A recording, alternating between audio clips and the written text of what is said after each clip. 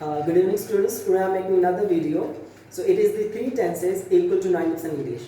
So most of the teacher discuss करते हैं कि इंग्लिश 12 टेंस आती है। मैं स्टूडेंट शेयर करता हूँ कि जिन्हें मेरा एक्सपीरियंस है स्पैशली स्पीकिंग की गल की जाए अगर उससे 3 टेंस अपने टिप्स से करते हैं तो कोई कहेगा तो इंग्लिश नहीं आती तो किहड़े 3 टेंस है 12 टेंस किहड़े 3 टेंस है जो सब तो इंपोर्टेंट है एंड थोड़ी 90% इंग्लिश को कवर करते हैं। So the first tense is present indefinite.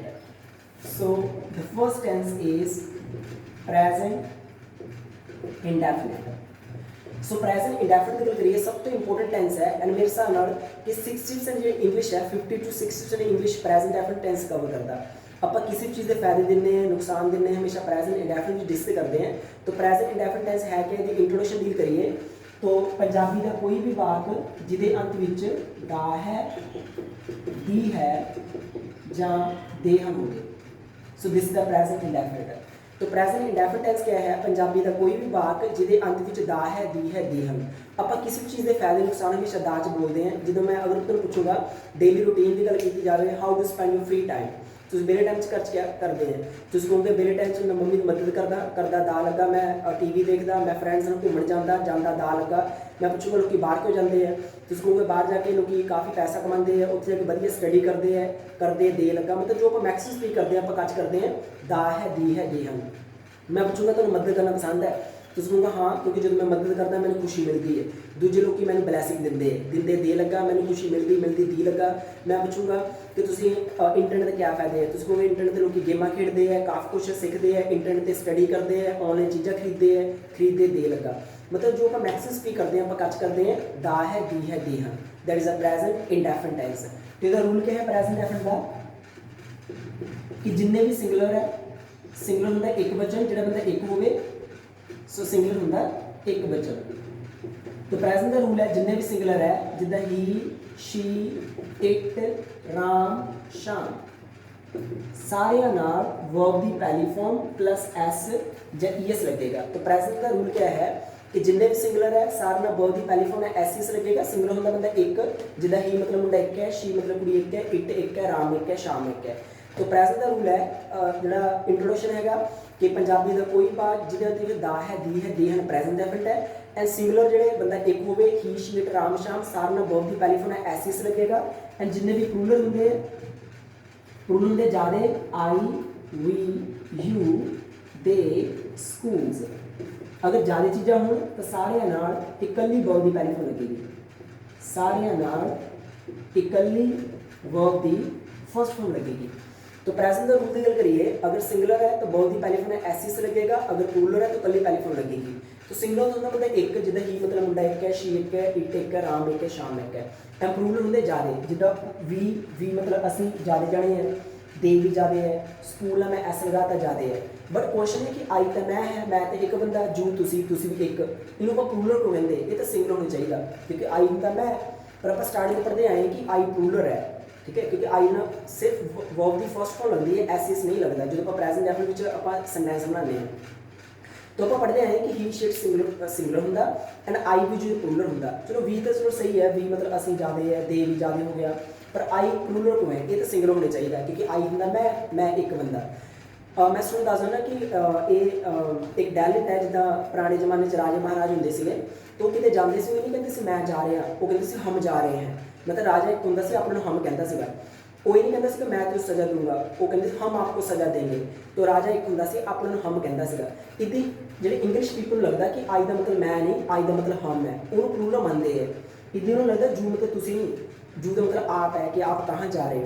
तो तुसी टेंशन नहीं लेनी सिंगुलर होंगे ही शीट राम शाम एक बंदा होवे तो एस ईएस लगेगा वर्ब की पहली फॉर्म एंड अगर प्लूरल होएगा ज़्यादा हो तो वर्ब की पहली फॉर्म लगेगी। जिदा मैं पूछूंगा तुम शाम को क्या करते हैं तुम कहोगे शाम को मैं मम्मी की मदद करदा मैं मम्मी की मदद करदा हाँ सो करदा हाँ दा है दी है दे हैं प्रेजेंट इंडेफिनिट। तो मैं भी इंग्लिश क्या है आई तो आई क्या है सिंगुलर या प्लूरल आई है प्लूरल अगर प्लूरल होएगा तो सिर्फ वर्ब की पहली फॉर्म लगेगी कोई हेल्प वर्ब नहीं लगेगा। प्रेजेंट का रूल है कि सब्जेक्ट तो बाद हमेशा वर्ब लगेगा।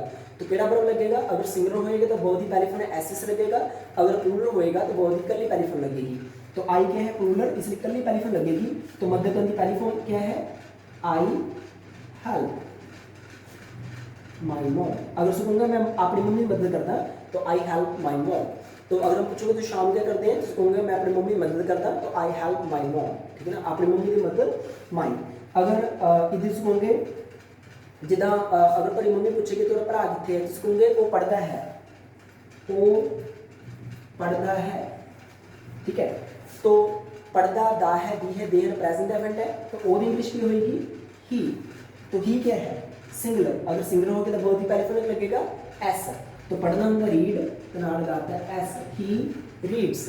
तो प्रेजेंट का सेंटेंस कितना बने, अगर सिंगुलर है तो बहुत ही पहले फिर एस से लगेगा, अगर प्लूरल तो पहले पहले फिर लगेगी। आप एक दो एग्जांपल हो डील कर लेंगे। ओके, जिदा मैं कमा वो हसदा है, वो हसदा है, तो दा है लगा, वो मतलब ही क्या है, सिंगुलर। जो सिंगुलर हो तो बहुत ही पहले फिर एस से लगता, तो हसना होता लाफ, तो ना लगाता है S, he laughs. So this is the present event tense. अगर सिंगुलर है तो बहुत ही पहले फिर एस से लगेगा, अगर प्लूरल तो पहले पहले फिर लगेगी। तो सेंटेंस होंगे तीन तरह के, सधारण, नावाचक, प्रश्नवाचक। तो जरूरी तुम ये कहना कि वो पढ़ता है, एक कैसे वो नहीं पढ़ता, आप करें प्रेजेंट इंडेफिनिट का नेगेटिव।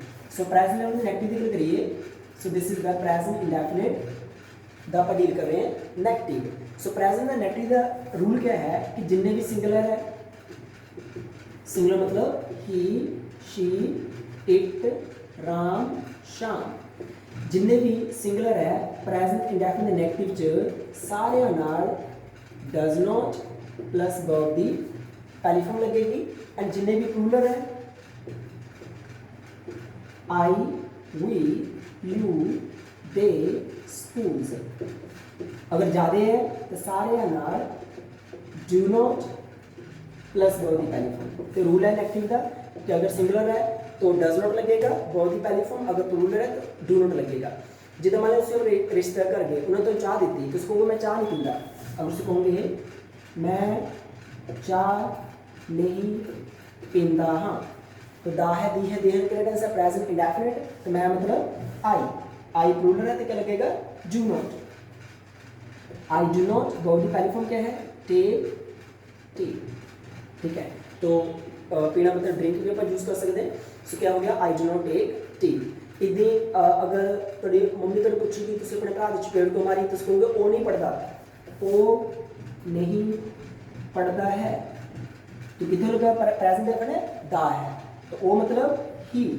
तो ही क्या है सिंगुलर, अगर सिंगुलर होगा तो लगेगा does not, he does not read. तो this is the present indefinite tense, he does not read. तो आप करें इंटरवेटिव, जिन तो इंग्लिश चेक करनी है उन्होंने पूछना डायरेक्ट क्वेश्चन और इंग्लिश तो कितना पता लगेगा कि जो मैं क्वेश्चन पूछा गया कि टेंस है जी क्या पंजाबी है। सो आप करें प्रेजेंट इंडेफिनिट का इंटरवेटिव। सो प्रेजेंट इंडेफिनिट इंटरवेटिव।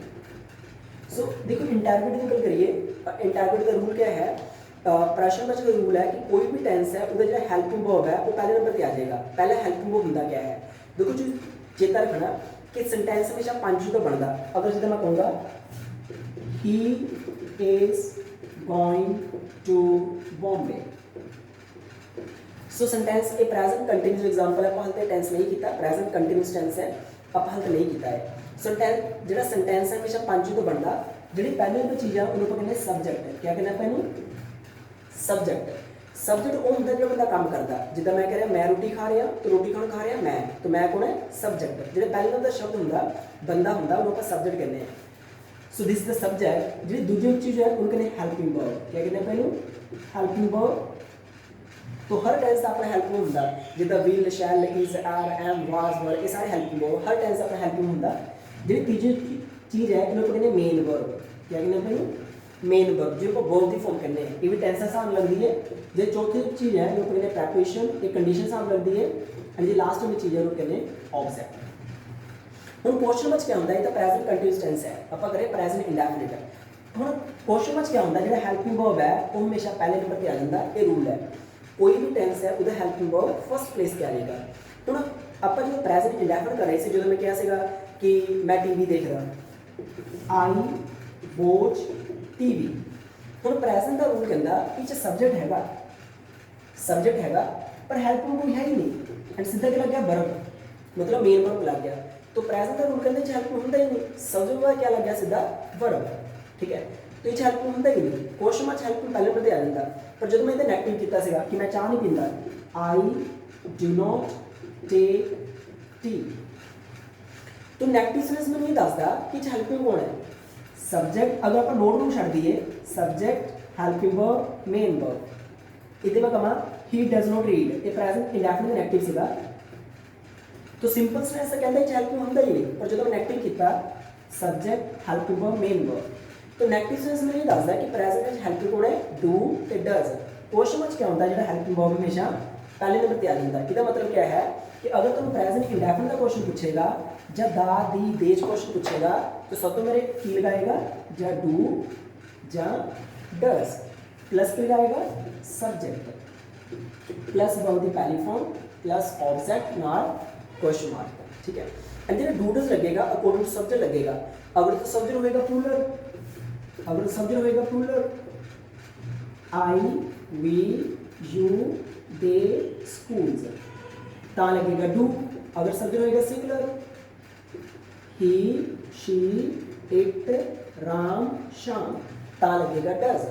तो जो डू डज लगेगा अकॉर्डिंग टू सब्जेक्ट लगेगा, ठीक है। जिदा अगर मैं कहूँगा कि तू IPL देखदा, तो क्वेश्चन पूछा कच दाच कि तू IPL देखदा। हम सब तो देखिए सब्जेक्ट कौन है, सब्जेक्ट है जिन काम करना, काम क्या करना तू, तो यू दी इंग्लिश है, तू दी इंग्लिश क्या है यू। हम यू देखो सिंगुलर या प्लूरल, तो यू हैगा प्लूरल। अगर प्लूरल है तो मोर क्या लगेगा डू, तो क्या रहेगा डू यू। फिर क्या आएगा वर्ब क्या है वॉच IPL, क्या बनेगा इसका sense do you watch IPL। तो ओवरऑल की गल करिए जिदा मैं कहा कि वो हसदा है, तो कि वो हसदा है, तो सब तो सब्जेक्ट कौन है ओ, ही कौन है सिंगुलर। अगर सिंगुलर हो तो मोर क्या लगेगा डज, क्या आएगा does he laugh. So this is the most important tense and 12 tense जो 60 इंग्लिश है that is present indefinite tense. किसी भी चीज़ के फायदे देने नुकसान देने हैं आप दा दी देज डील करते हैं, that is a present indefinite tense. Okay so आज आप करना second tense that is a past indefinite tense. So आज आप सेकंड टेंस डील करेंगे। प्रेजेंट की आप मैक्सिमम प्रेजेंट इंडेफिनिट करते हैं एंड पुरानी गल आप जिन्नी मैक्सिमम करते हैं कच करते हैं past indefinite. So this is the second tense that is a past indefinite.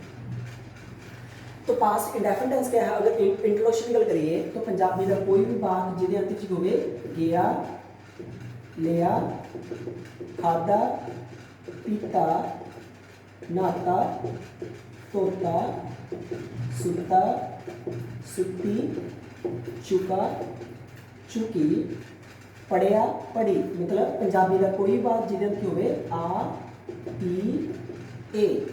So that is a past indefinite tense. मैं ट्रांसलेटर फॉलो करता हूँ ना, भावें सारी आज की गल की जाए, रीडिंग की गल की जाए, राइटिंग की गल की जाए, मैं ट्रांसलेटर फॉलो करता हूँ ना।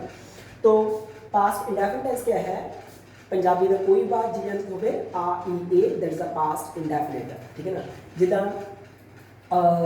मैं कहूँगा कि कल मैं दिल्ली गया, गया मतलब आ लगा तो पुरानी गल है, आ लगा पास्ट इंडेफिनिट टेंस है। तो जो मैक्सिमम पुरानी गल की गल की जाए मोस्ट ऑफ जो क्यू कार्ड है 90% जो क्यू कार्ड है पास्ट इंडेफिनिट बोले जाते हैं। कि जिदा मैं कहूँगा कि कोई भी मूवी जी तुम्हें बड़ी पसंद आई, तो मैं काफ़ी मूवी देखी मतलब आ लगा। लास्ट टाइम मैं बजरंगी भाई जो मूवी देखी, मैं सिनेमा गया, मैं अपने फ्रेंड्स ने देखी, मैं काफ़ी इंजॉय किया आ लगा। मतलब जो मैक्सिमम डील करते हैं आप पुरानी गल कच करते हैं आ ई ए। तो इसका रूल क्या है पास्ट में होंगे, रूल ये है कि भावें सिंगुलर है, भावें बंदा एक है ਜਾਂ भावें प्लूरल है। सो भावें सिंगुलर है भावें प्लूरल है, सारे नाल वर्ब की सेकंड फॉर्म लगेगी। सो पास्ट इंडेफिनिट का रूल क्या है कि भावें सिंगुलर है भावें प्लूरल है, क्या लगेगा वर्ब की सेकंड फॉर्म। जिदा कल मैं दिल्ली गया, सो कल मैं दिल्ली गया, गया मतलब आ लगा, मतलब पास्ट इंडेफिनिट क्या आएगा yesterday I went to Delhi. Answer है तो मतलब तो गो होंदा जाना, गो दूजी फॉर्म आती आई वेंट टू दिल्ली, ठीक है ना। सो जिदा तुहाडी मम्मी ने पूछा तू पेड़ को मारी, तुसीं कहोगे उसने गाल कड्डी, उसने गाल कड्डी ई दी आवाज है, कड्डी ई दी आवाज है, आ ई ने पास्ट इंडेफिनिट टेंस है, तो ही गाल बनाते अब्यूज, बस सेकंड लगाती अब्यूज्ड, तो आंसर क्या बनेगा ही अब्यूज्ड। ओके, सो आप करें नेगेटिव, सो नेगेटिव की गल करिए तो नेगेटिव च पास्ट का रूल है कि भावें सिंगुलर है भावें प्लूरल है तो क्या लगेगा did not, subject plus did not, तो प्रेजेंट इंडेफिनिट डू नॉट तो डज नॉट लगता, पास्ट भावें सिंगुलर भावें प्लूरल डिड नॉट लगेगा, प्लस वर्ब की पहली फॉर्म दिमाग च रखना, सिंपल पास्ट दूजी फॉर्म लगती है पर पास्ट नेगेटिव इंडेफिनिट पहली फॉर्म लगती है, प्लस ऑब्जेक्ट, जिदा मैं गिलास नहीं तोड़िया, तो किहड़ा टेंस है, this the past indefinite tense, मैं गिलास नहीं तोड़िया, तो I did not break a glass. तो आप करें इंटरोगेटिव, तो क्वेश्चन मार्क्स क्या होएगा, जो हेल्पिंग वर्ब है पहले नंबर चल जाएगा, तो डूडल्स पहले नंबर चल गया, एक डिड पहले नंबर चल जाएगा। अगर तुम पुरानी का पूछेगा तो तुम क्या लगाएगा वो did plus subject plus verb की पहली फॉर्म प्लस ऑब्जेक्ट नाल क्वेश्चन मार्क, जिदा की तू गिलास तोड़िया, सो की तू गिलास तोड़िया, तो पुरानी गल की होगी did you break a glass. So discuss करिए अगेन, सारी इंग्लिश प्रेजेंट डेफिनेट है, पुरानी गल हमेशा वर्ब की सेकंड फॉर्म में डिस्कस करते हैं, एंड आज दा करते last tense that is the future indefinite. So जिन्हें आप फ्यूचर की गल करते हैं काज करते हैं आप फ्यूचर इंडेफिनिट, एंड तो पूरे वर्ड कोई नहीं कहेगा कि future continuous future perfect continuous इधर टेंस के यूज नहीं होंगे। अगर आप स्पीकिंग की गल करिए फ्यूचर के ऊपर मैक्सिमम फ्यूचर इंडेफिनिट डील करते हैं, एंड फ्यूचर इंडेफिनिट टेंस क्या है, पंजाबी का कोई बात जिधर होवे गा गी गे, दैट इज फ्यूचर इंडेफिनिट, मैं खाऊंगा पीऊंगा नहाऊंगा, तो गा गी गे फ्यूचर इंडेफिनिट। रूल क्या है, आई ते वी ना लगता शैल प्लस वर्ब की पहली फॉर्म, बाकी सारे विल, बाकी सारे नाल विल प्लस वर्ब की पहली फॉर्म। आजकल रूल चेंज हो गया, तो मॉडर्न इंग्लिश में शैल का यूज काफ़ी लैस होंगे, अजकल भावें सिंगुलर भावें प्लूरल सारी जगह विल यूज करते हैं, तो अजकल सारी जगह आप विल यूज करते हैं, अजकल सारे नाल विल प्लस वर्ब की पहली फॉर्म, ठीक है ना। सो जिदा मैं कल दिल्ली जाऊँगा तो tomorrow I will go to Delhi, तो मैं तेरी मदद करूँगा, अगर मैं कहूँगा कि मैं तेरी मदद करूँगा, गा मतलब फ्यूचर है, तो कहना आई विल हेल्प यू, ठीक है। तो नेगेटिव नोट ले जाएगा I will not help you, and question marks क्या होएगा, विल पहले नंबर दिया जाएगा कि will I help you. So overall की गल करिए आप डिस्कस किया कि इंग्लिश की गल करिए तो सोचो जी 90% इंग्लिश है, प्रेजेंट डेफिनेट पास्ट और फ्यूचर डेफिनेट है, मोस्ट ऑफ जी इंग्लिश है। प्रेजेंट की गल की जाए दा दी दी डील करते हैं, किसी चीज़ के फायदे नुकसान आप दा दी डिस्कस करते हैं, एंड पुरानी गल जो स्पीकिंग करते हैं हमेशा अपने माइंड च रखो कि जो आप मैक्सिमम जो प्रेजेंट की गल करते हैं कि मैं ये चीज़ करदा, मैं खांदा, मैं ये चीज़ करदा, मैं ये चीज़ करदा, एंड इन्वायरमेंट में लोग आजकल व्हीकल यूज़ करते हैं, प्लस ये चीज़ होंगी है, ये चीज़ करते हैं, तो सारी स्पीकिंग प्रेजेंट डेफिनेट है, पुरानी गल सेकंड फॉर्म है, विल विल विल है। इसके अलावा रूल्स है कैन शुड तो मैं सुन जी वीडियो मेक कराँगा। तो अगेन मैं डिस्कस करना चाहना कि तो कोई प्रॉब्लम है किसी module regarding speaking writing reading, तो मेरा व्हाट्सएप नंबर 8054163451 8054163451। तो कोई भी प्रॉब्लम है तो ऑनलाइन कोचिंग स्टार्ट करना चाहते हैं तो तुम कॉन्टैक्ट कर सकते हैं, प्लस मैं अपने व्हाट्सएप ग्रुप के काफ़ी सारा मटीरियल शेयर करता हूँ, तो काफ़ी बेनीफिशियल है। Thank you.